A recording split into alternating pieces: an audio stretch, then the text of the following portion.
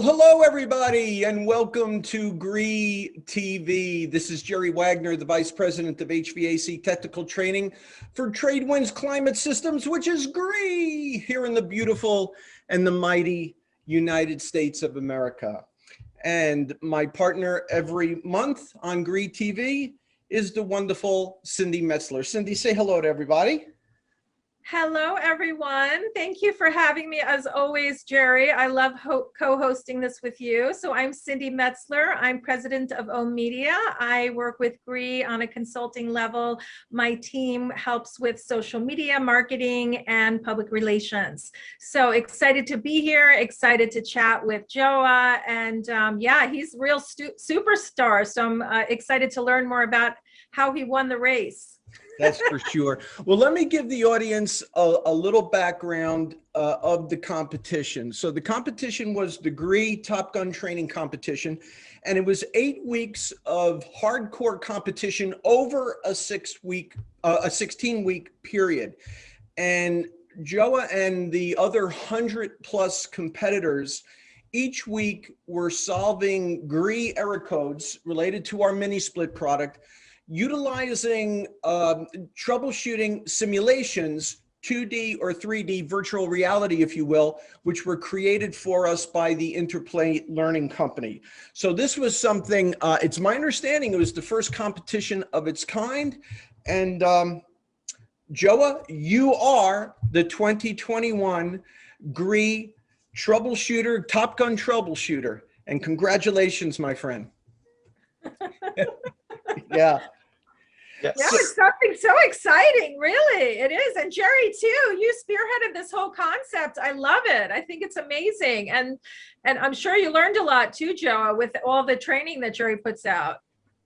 Yes. Thank you. I mean, thank you guys for putting the competition on, for, inviting me on the show. Like I said, I'm super happy of just everything. And I'm glad that I was able to win the competition.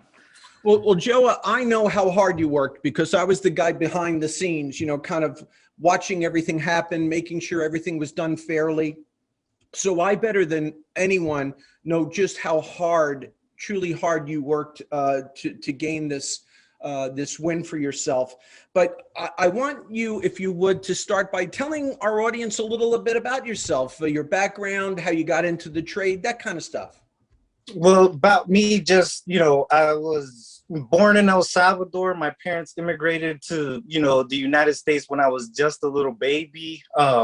We moved to North Carolina in 2003. We've been here ever since. I live in Garner, just outside of Raleigh, with my wife and my 2 girls, Cheyenne, which is about to be 10, and my little baby girl is about to be 2 in October. Nice. Originally, I was more of an automotive guy. I never saw myself in the heating and air world just because I just can't stand the heat. So I even went to tech school and everything, did the whole automotive thing, and then realized that the passion that I have, to work on cars was really only to work on my personal cars and not someone else's. Gotcha. So at the same time, my brother had recently started Ultimate Comfort. And, I needed something to do while I got, everything together, and was pretty much just like, hey, I need a temporary delivery driver. You want to just help for a bit. So that's what I did, just do deliveries and was a helper. And next thing you know, I was like, man, this is actually a good gig. It's fun. It's entertaining. Every day's an adventure. And I basically started with the basics, and that was 8 years ago. Wow. Great story, Joao. That's fantastic. I love it. And you know what? The enthusiasm, no wonder why you're so successful. I mean, that's contagious. And I'm sure in your business, it translates to a lot of new business. So kudos to you, because it can be, obviously it can be very challenging too, but it's definitely, the glass is full right here. I can see that. Yes. So, which is interesting, because our next question is to share an obstacle or challenge along your personal and or professional journey, which I know we all have. So is there a story or something relevant that you might want to share with us? Yeah, I mean, personally, like we would have to dedicate like an entire segment in me just talking about all my personal challenges and obstacles that I've had throughout my life. But professionally, definitely finding the right career choice. Like I said, with heating and air, I definitely feel like I found that.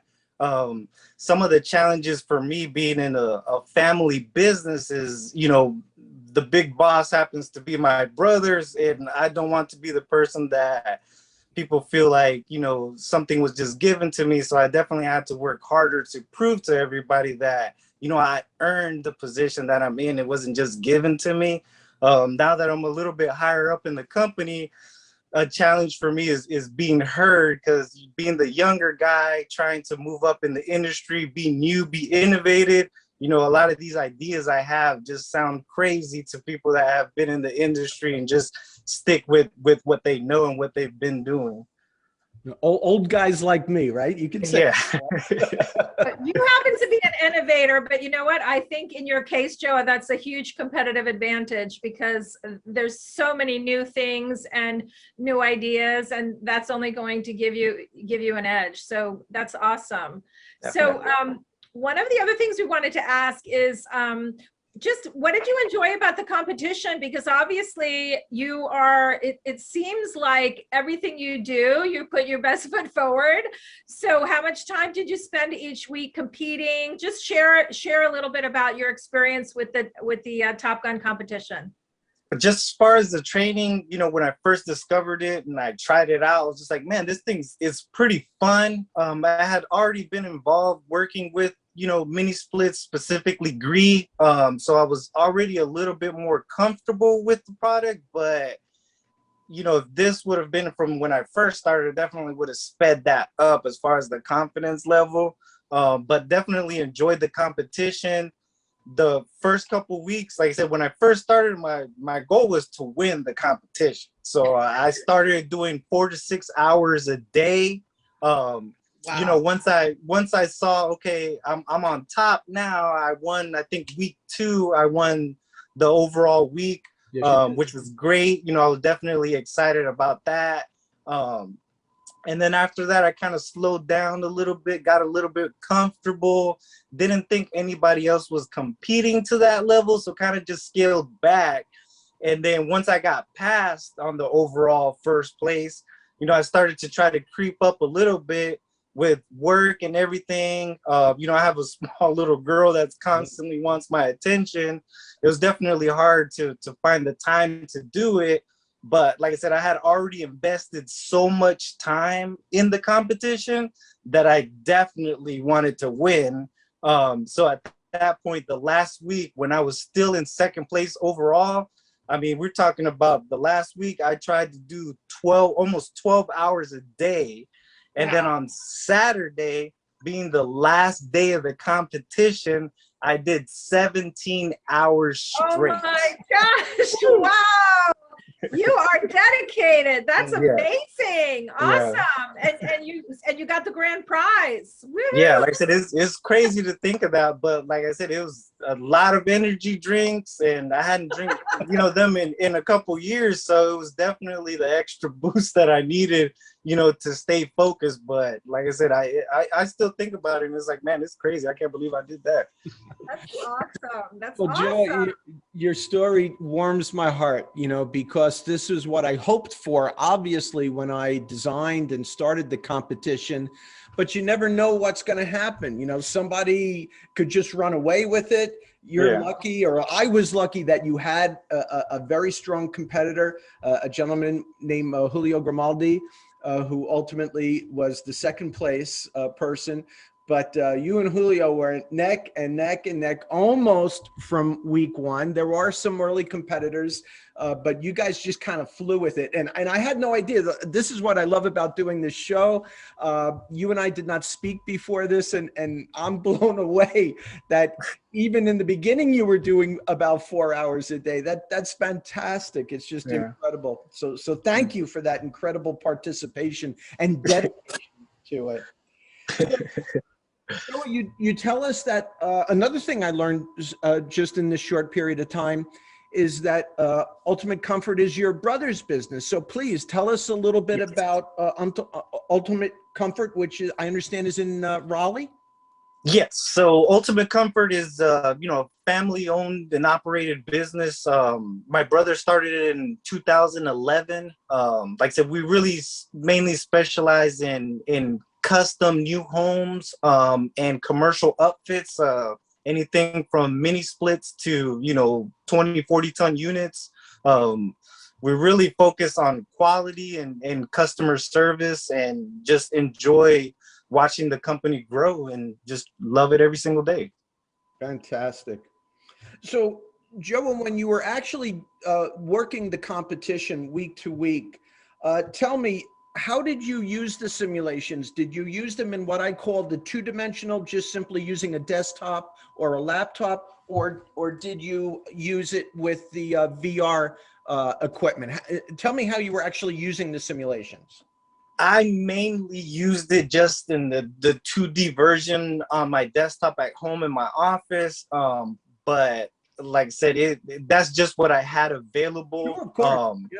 Like I said, my niece, she has a VR set, and I was always curious to try it, but I never got the chance to. But that's definitely something I'm gonna try out. Oh yeah, I would encourage you to give it a try. Even an old guy like me, Joe, it is mind blowing in the three-dimensional virtual reality format for sure. But no, I'm happy that you used it in the two-dimensional. That's something that everybody. You don't need special equipment. Yeah. Virtually everybody has a laptop or a desktop nowadays. And that's why we had over 100 competitors throughout the competition, because it could be used with, basic equipment that most everybody has nowadays. Yeah, great. So with that, can you tell us what's some advice that you might give to future competitors for next year? Oh, you got to be consistent. Definitely consistent. Don't get confident. There's somebody always that wants it more than you, and if you really want to win, you got to treat it like it's a second job. Wow, that's awesome. That's so great, really, Joe. It's awesome to hear again the enthusiasm. It's so cool. It sure is. You deserve the number one place. Absolutely. We obviously we have no control over who is going to win, but Joe, I will tell you from my bottom of my heart, I'm so happy it was you. You're such a fine young man.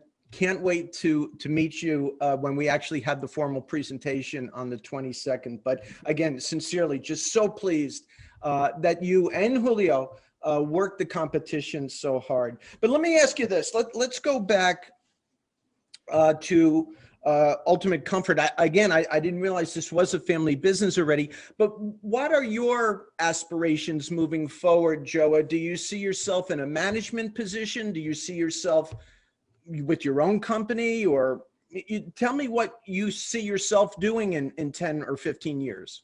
Well, as far as the company goes, is definitely, our foundation, to expand. So I hopefully this year, I plan on finally getting my mechanical license. And then from there, branching out to, or possibly, creating a sister company that is strictly ductless. That's basically the main goal, is just to focus on something that a lot of companies are kind of like leaving, to the side, as far as like, okay, that's a potential, profit. But us, like I said, we've been dealing with GREE and using GREE so much to the point now where, we want to aggressively market the product just because we've had so much success with it. So definitely having a company that tailors strictly to ductless, specifically GREE, is definitely something that we're, moving forward towards. Well, that'll be music to our management's ears for sure. To think that you would actually consider a company dedicated to the product is just fantastic. Well, definitely. And part of that, like I said, this has been something that, 2020 has been a tough year for everyone, but it definitely gave us a lot of time to think, and definitely showed us that, you know, the company that we started, it definitely has a solid foundation, can keep up with just about anything. So definitely time to take some of that and start something new and definitely go that route. And I tell you something, Joe, I agree with you. When I was still in business, in my contracting business in New York and New Jersey, toward the end of my career, I thought of a business dedicated just to ductless. I absolutely agree with you. I think there's enough business to make that a viable foundation for a separate business. In fact, I'll share the name that I was even all prepared with the name. And I ended up using it in my column that I write every month. And that's the Duck Free Zone. I wanted to call the business the Duck Free Zone. So you can have it. It's yours if you want it.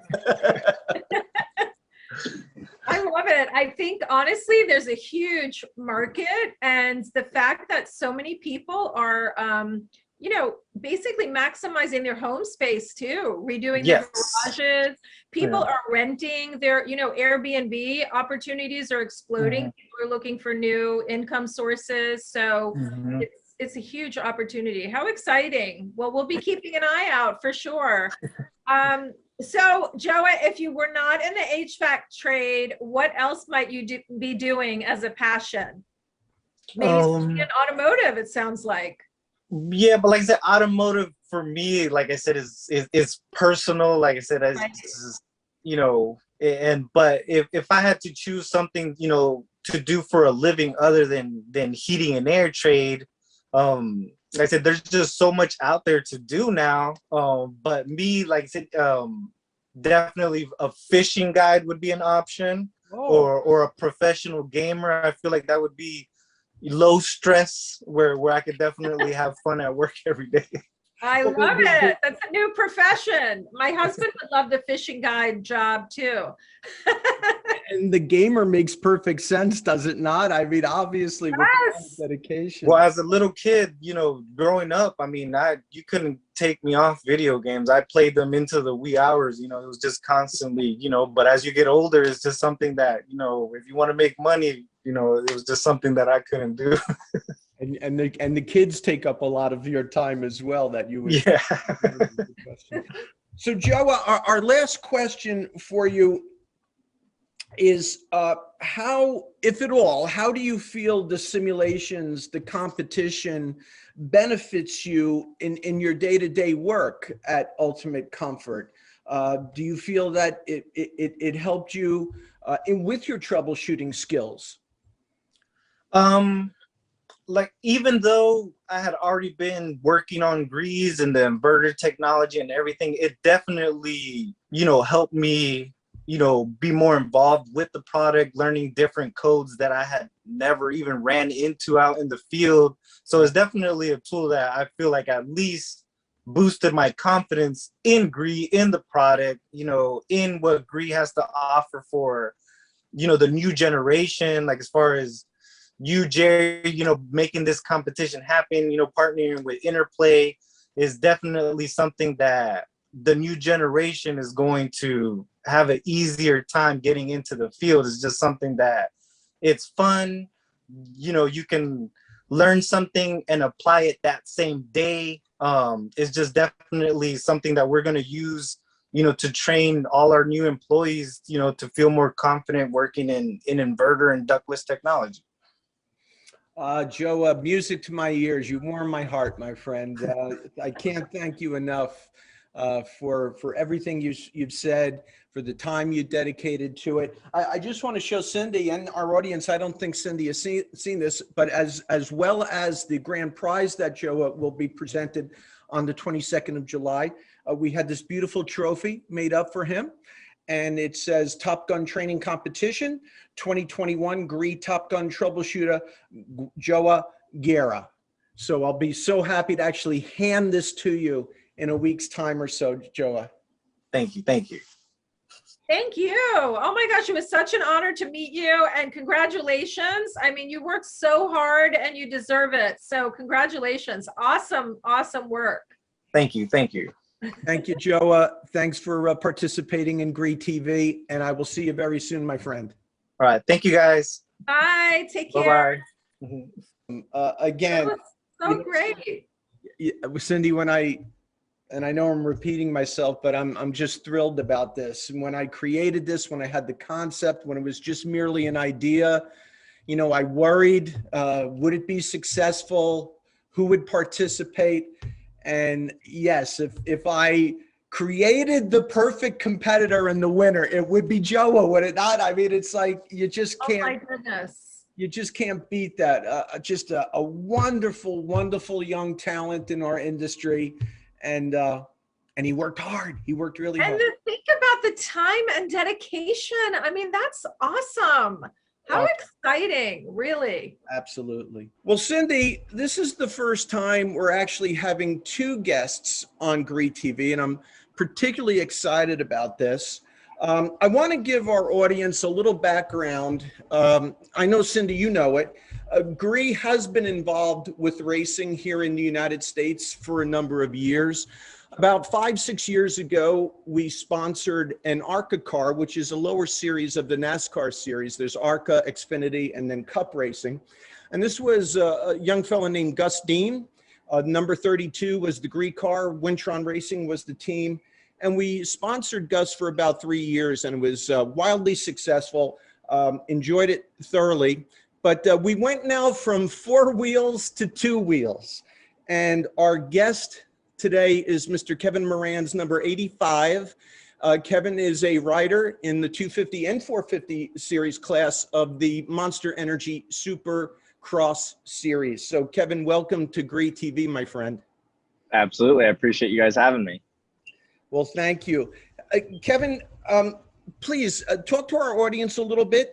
Tell us a little bit about yourself, where you're from. How did you get to the highest level of racing with the Monster Energy Supercross series? How did this all come to be, and where are you from? And just give us a little bit about yourself. So my name's Kevin Moranz. Obviously, I'm 21 years old, and I am from Topeka, Kansas.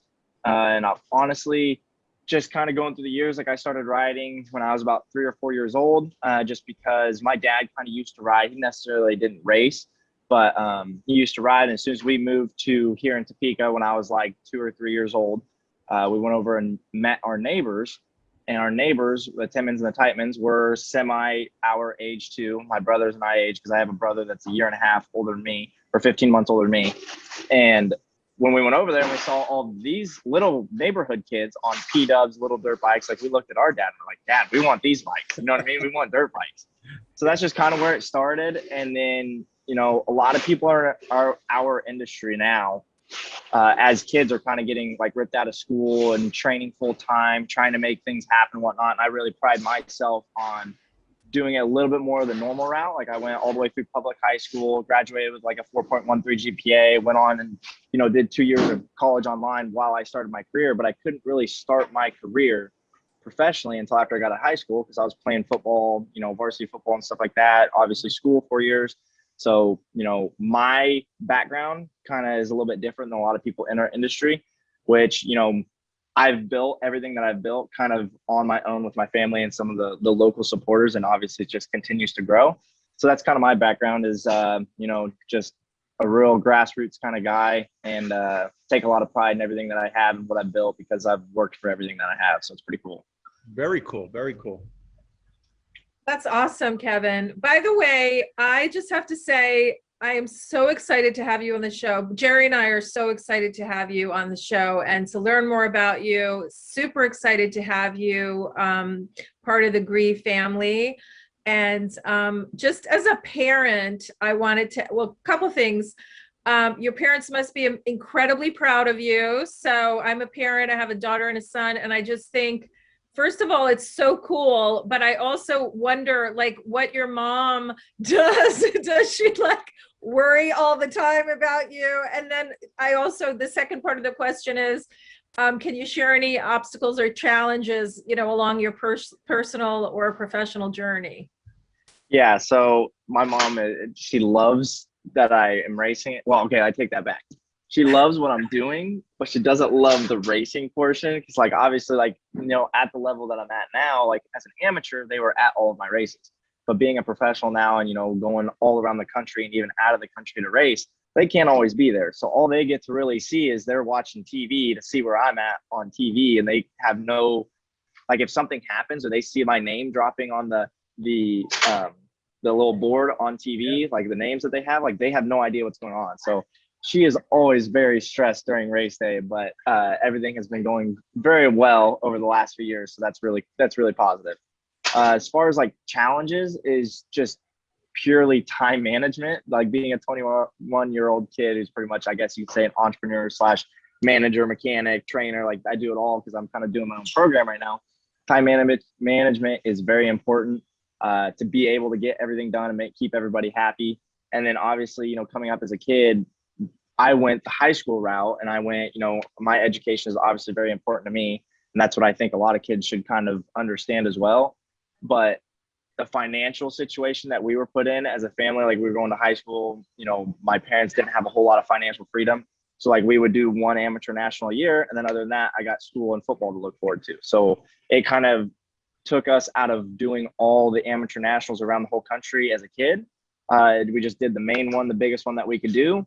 And then as soon as I graduated high school and I started, you know, searching for support and ways to get myself out there and to these bigger national races to continue growing.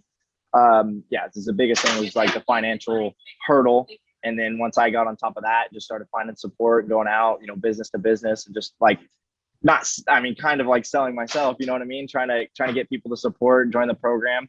And over the years, I've gotten pretty good at it, and just, you know, getting a little bit more confident with everything that I have going on. So it's been going good. It's awesome. It's a lot, and you should be really proud of yourself. So congratulations. Thank you. What is your typical physical training routine to keep yourself in shape, to compete?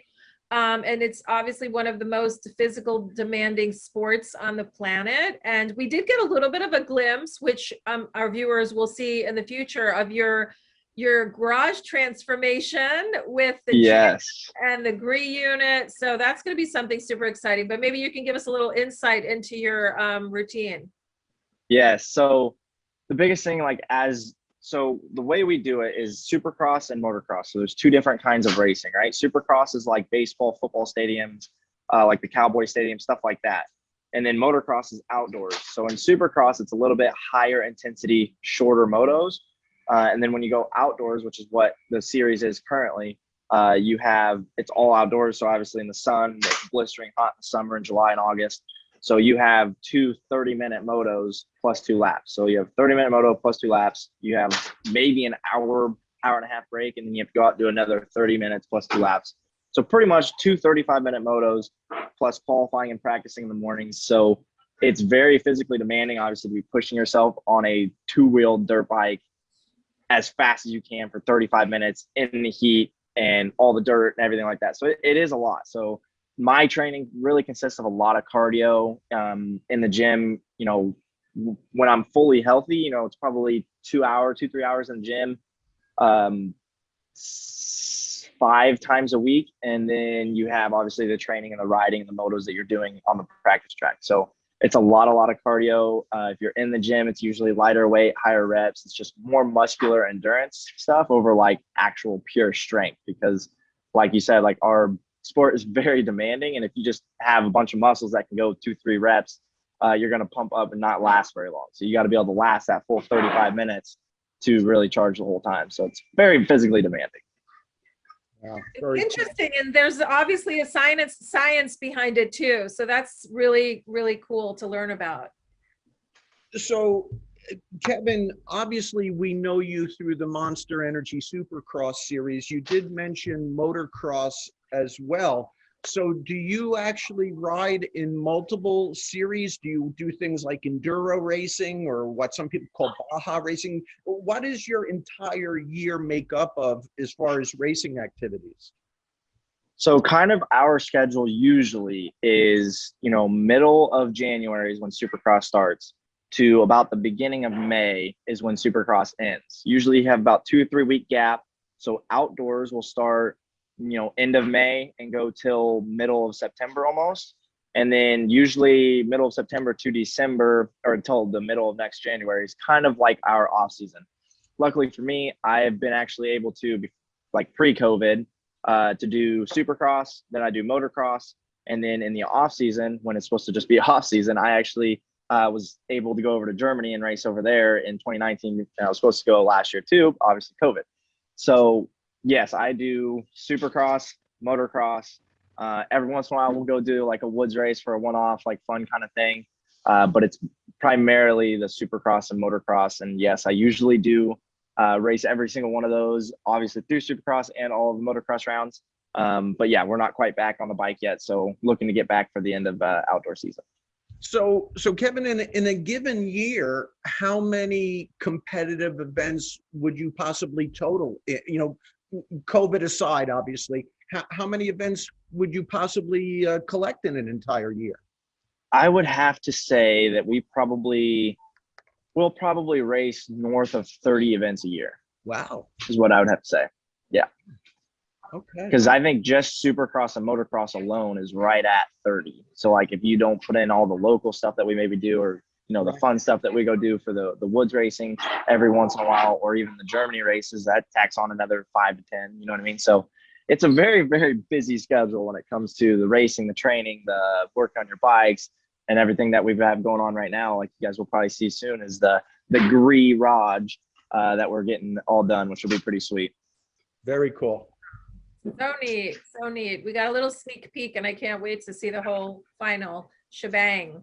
So what advice might you give to young kids who are looking to get into motorcycle racing, and what should their parents be doing to support those dreams? And I'm also curious, like what age do you think, I mean, obviously, you know, you started really young, but what age do you think there's still time to cultivate this type of career for a child? I'd have to say, advice wise, is always wear a helmet. And the biggest thing, like for kids that are, you know, maybe at a higher amateur level that are looking to go pro, or even starting out very young and want to eventually get to like a point where I'm at right now, which is because I've been in these kids' position too. Like I have all the kids or the guys that I used to watch as a kid. The biggest thing is just keep it fun. You guys don't need to put too much pressure on yourselves. Keep it fun until you get to a point where you can really take things serious, which is after your education. So education is very important to me. So, you know, get through high school. If you want to, like what I did is I went through high school and I graduated a semester. So I did extra stuff to graduate early so then I could actually begin my supercross and motocross career. And then I went on and did another 2 years of online college while racing and continued following my passion, my goals. So I got an associate's degree, and then obviously now I just kind of continue my education outside of the realm of school. But yeah, the biggest thing is just keep your education going, be smart, have fun. And then as far as age, I don't really think it's too worrisome. I mean, I know there's guys I think don't start until their teenage years that are at our level right now. I did start technically racing at 4 years old. So, I mean, I don't think there's a bad thing about that. It's just, I'm trying to imagine myself having kids. That'd be pretty terrifying to put your little youngster on a little dirt bike, but you know, that's what I did when I was younger, and it's grown into something pretty awesome so far. Yeah, sure, it's one of your advantages for sure. That's awesome. Yeah. And Kevin, I got to tell you, I love your dedication to your education, you know, and I think luckily younger kids nowadays have options, right? I'm going to give my daughter a plug. My daughter is an assistant principal in a charter school out in California. And many of her students are in show business, young kids in show business, boy bands and what have you. And these schools accommodate kids that have working schedules, like a racer. So a lot of options to keep the education going. So I applaud you for your dedication to your education as well. Hey, look, Kevin, you need to be patient with me, brother. You got to let this old man relive his glory days a little bit. Believe it or not, back in my younger and much lighter days, I used to run what was then called hare scrambles. I don't even know if they still do hare scrambles, but hare scrambles was a combination of motocross and enduro. A hare scramble lap could have been 5 miles, one lap, and it would often incorporate a traditional motocross track, and then you would literally go off into the woods for a couple of miles. My wife and I did that together. I ran a Honda XL 250, which was a 4-stroke, Kevin, because I didn't have the mechanical background to be breaking down a 2-stroke motor after every single Yeah. It was a 4-stroke motor.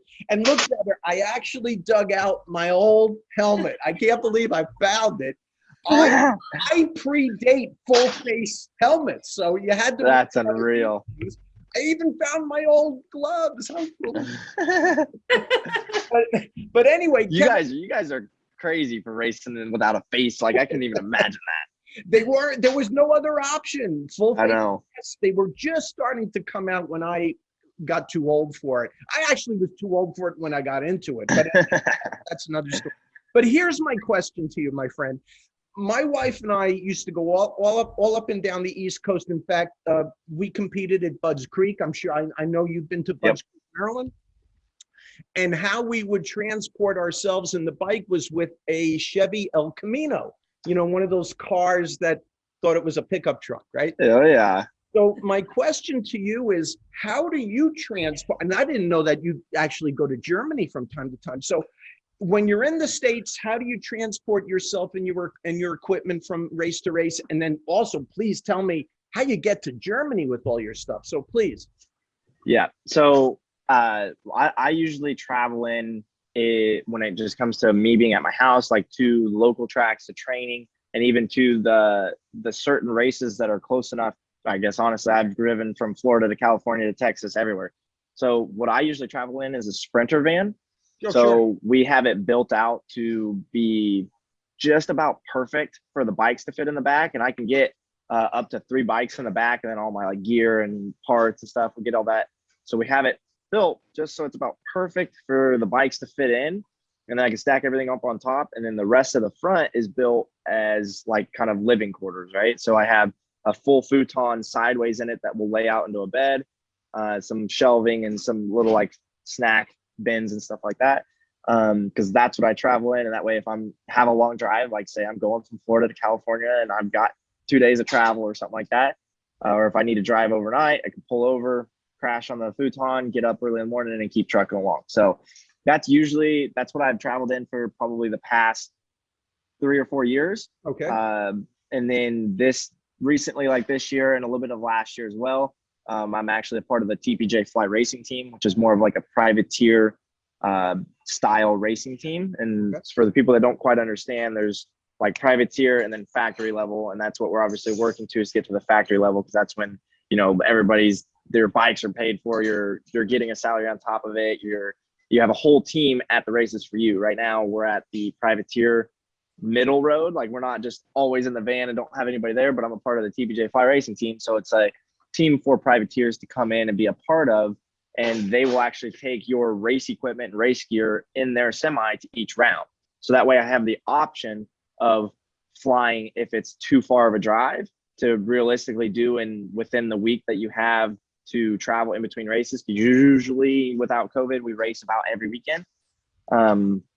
So it's very nice to have that as an option. That way I can drive and have my own vehicle there if I need to, or if it's, we're going from Florida to California, literally, I can leave my van in Florida, just fly out to California to get that race in, and then fly back and then have my van again. So transportation, hotels, all that, like you name it, it takes a lot to make it all happen, but it's pretty fun.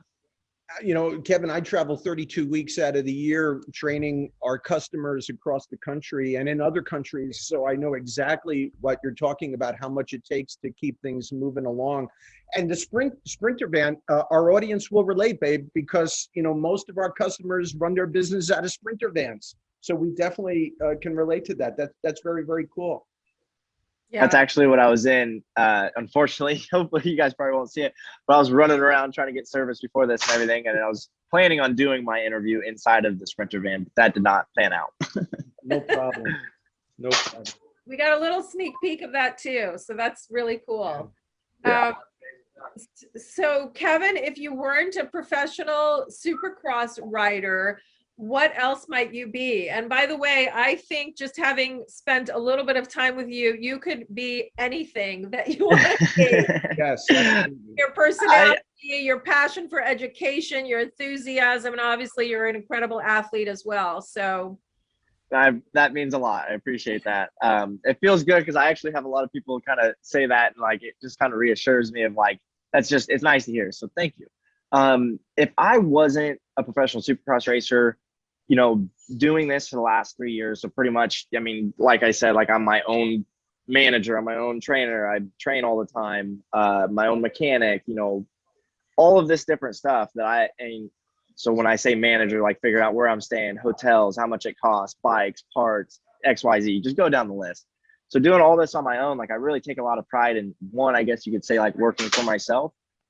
So if I wasn't racing, like if it had to stop today, I would honestly have to say, like, I would love to potentially work for myself, continue doing this kind of stuff, whether I get into real estate, which I have a lot of interest in, because obviously like this whole garage thing that we got going on and all these renovation products, like I really enjoy the home projects, the renovation, you know, flipping of houses and stuff like that. I think I'd really enjoy. So if racing were to stop, obviously, you know, would love to stay in the industry. But I think on the side / maybe what I would do full time is kind of working for myself in real estate. If I had to be honest, that's kind of what interests me outside of racing. Very cool. And it's always something new too, when you're working in real estate. Yes, exactly. And well, Kevin, before we go any further, I just want to point out to you and to our audience, all my Kevin Moranz stuff. Yeah, there you go. I see the hat. You see the hat.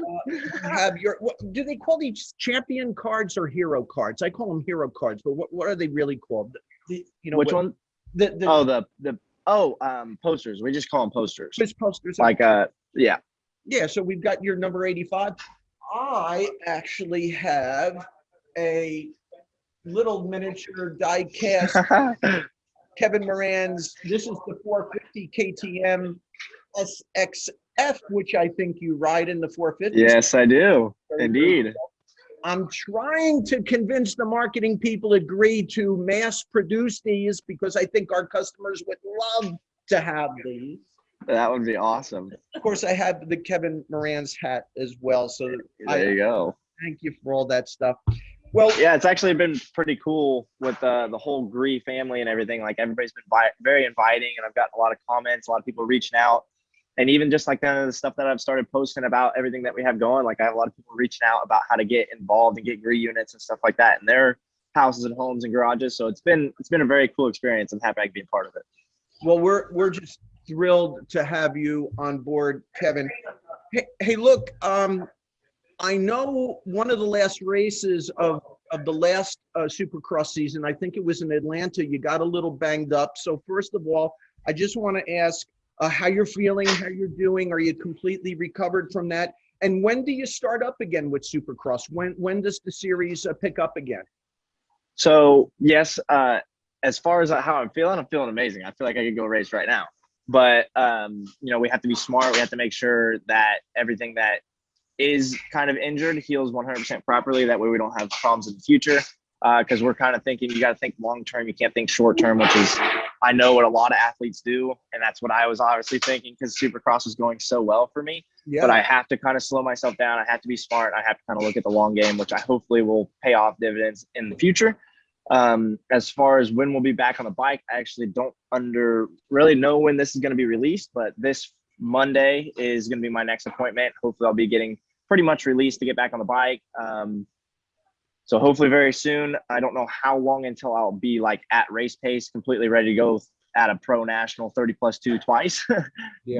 But my goal right now is hopefully catch the last 3 rounds of outdoors, which will be kind of middle of August to middle of September is kind of those dates, I believe.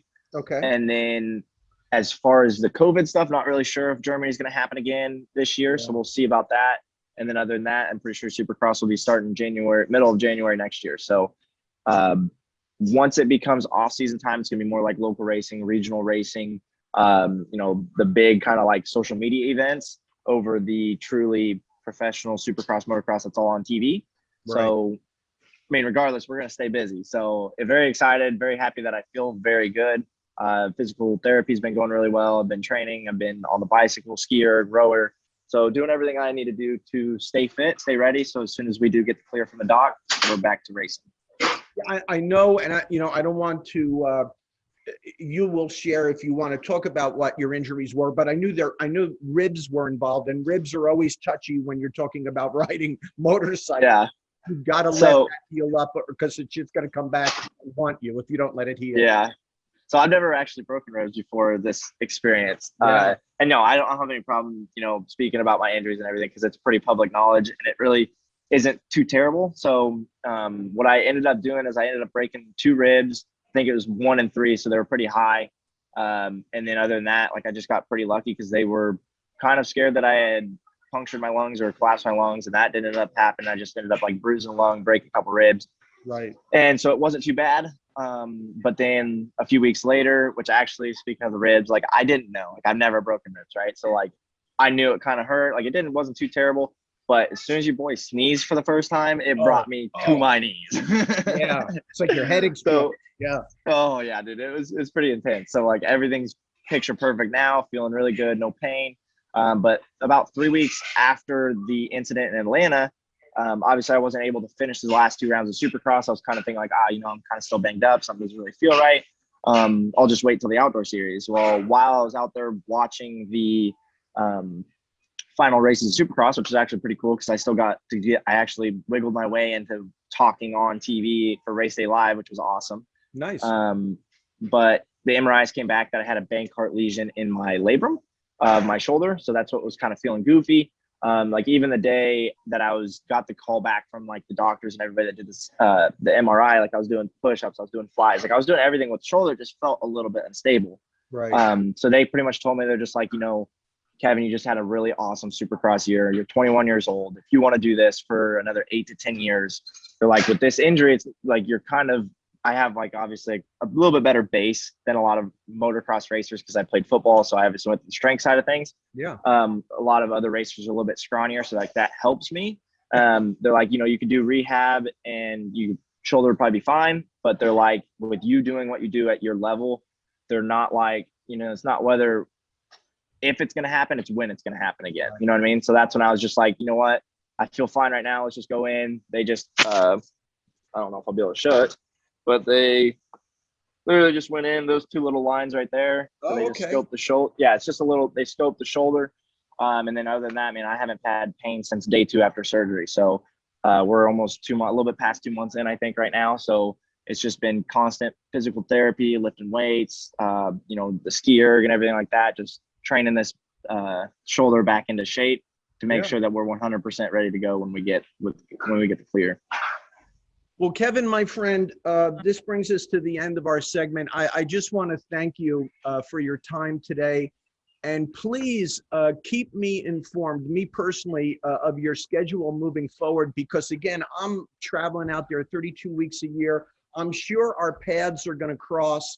I want to bring possibly even one of my entire classes to one of your event, all of the attendees. That would be so cool. Because, we do these sponsorships. Look, I'm a motorhead, as you probably figured out, Kevin. So I would always be involved with racing in some form or another. But we do this for our customers, right? We want them to enjoy the experience of having a meet and greet with you at different events. So please keep us informed, and we would love to move forward and catch up with you at some events before the year ends. Absolutely. I appreciate it. Look forward to see you guys out there soon. Sounds good. Thank you so much. Such a pleasure to spend some time with you, learn more about you, and your future is incredibly bright. We're so proud to be part of it. Thank you so much. I'm very happy to be a part of the GREE family. Well, thank you, Kevin. Thanks for your time, buddy. See you soon. Absolutely. Great day. See you guys soon. Bye. All That right. was awesome. Yeah, very cool. What a sweetheart. Oh my gosh. And I do feel like, like a mom, like his future is just, what a sweet kid. Oh my gosh. Everything about him, Yeah. No, I absolutely loved your question as a mom, because when we participated in NASCAR with Gus Dean, I asked his mom and Dean, do you worry? How can you watch this going 200 and something miles an hour, And she actually said that the only time she worried was when Gus would change different levels, like when he would move up to a different higher level of racing. Initially, that would upset her, or just, get her stress level a little higher. But once he got acclimated, she was fine. And I guess that's the best way a parent can handle it, just try to. Yeah, you have to, they say you have to let go, right? And just, Absolutely. yeah, that's awesome though. So cool. Well, that was great, Jerry. Yay. Yeah. So two great guests today, Cindy. Obviously, Mr. Kevin Moranz, number 85 in the Monster Energy Supercross Series, and then our wonderful GREE Top Gun training competition winner, Mr. Joao Guerra. Noah was awesome too. Oh my gosh, what an incredible future he has ahead of him as well. You know what, Cindy? I'm going to make an old man statement. Doesn't this warm your heart? Yes, it does. Young yes. men. I'm right there with you. Looking at the younger generation. Absolutely. Two young men that I'd be honored to have as a son. You know, these guys got good heads on their shoulders. They're pointed in the right direction. They're level-headed. They're smart. They're continuing their education at all times. What a beautiful thing. Yes, awesome. No, both of them, you're right. They're looking to always better themselves and learn and absorb. It's awesome to see that. Well, Cindy, we never did that before. Two guests in one show. I hope we get an opportunity to do that again, but that was a lot of fun. A lot of fun. You're right. It was great. Cindy, it is that time of the show where we have Cindy and Jerry's picks. And do you want me to go first this time? Yes, please, Jerry. I'm Okay. excited. I was so thrilled with the last pick that you had. I can't wait for this one. Is one that I will be honest, I've been kind of promoting in every different avenue that I have available to me, whether it be my column, The Duck Free Zone, whether it be on LinkedIn. And my pick of the month is a book called Drive by Kelly Earnhardt Miller. And if the name sounds familiar to you, you're right. It is the daughter of the NASCAR legend, Dale Earnhardt Sr. But I want to stress, I want right out of the gate tell you, this has nothing to do with race car driving. It has nothing to do with NASCAR. Kelly Earnhardt Miller is one of the most respected executives in NASCAR today. And she did not make it on her name, as this book will tell you. But what this is, Cindy, quite frankly, is a book that I wish I had available to me 40 years ago, because it very much gives you a blueprint, if you will, but a blueprint that is adaptable to any person, any personality, to any industry, a blueprint to help you. I'm not going to say a blueprint to success, that would be overstating it, but a blueprint to get you on the road to success, to have you thinking right, to have you thinking forward, and to being open to mentors. We talked about mentors earlier. Anyway, just a fantastic book. And it is Drive by Kelly Earnhardt Miller. Check it out. I guarantee you, every young person starting in business should read this, but I'm a 60-year-old guy. I could see the finish line of my career, and I still found so many great things to apply to my own career, to my own personal life out of this book. Check it out. I love it. Okay, I wrote it down. And by the way, that is a great segue. And I think we both have a lot in common in that regard, is that we are lifelong learners. No matter how old you are, just keep absorbing, sort of information addicts wanting to learn. And I definitely am going to pick up that book. So my pick is a podcast, and having been in the HVAC industry for 20+ years, I've had the good fortune of working with like hundreds and probably thousands of contractors, directly helping them with marketing through distribution partners, etc. And as a marketer, you have to know about pain points, obviously, of the contractors. And so I listened to a podcast. It's over the last couple of years through EGIA. It's called Unfiltered, and it has Gary Elix, Drew Cameron, and Weldon Long is the third. They're three men that are very successful in the HVAC industry. They're also marketers. They have podcasts about training, operations, all different things, not technical training like you, Jerry, but Right.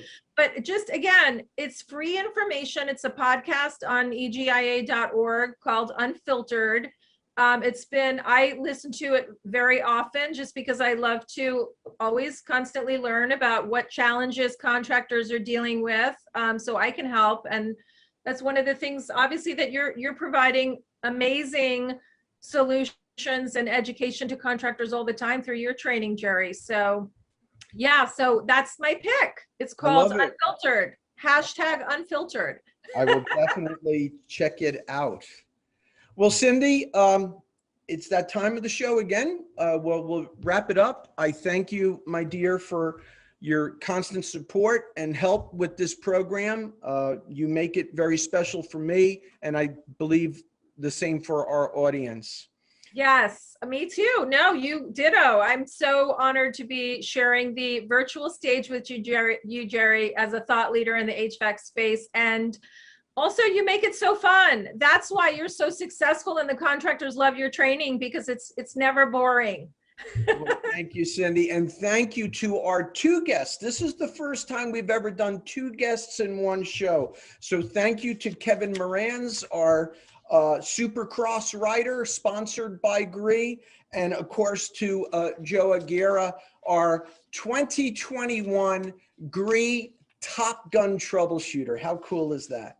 How cool. And Kevin's another superstar. Amazing. So Superstar. Congrats to both of them, and thank them both for being on the show. You bet. Well, Cindy, thank you. And thank you, audience. And we'll see you real soon. Goodbye, everybody. Bye.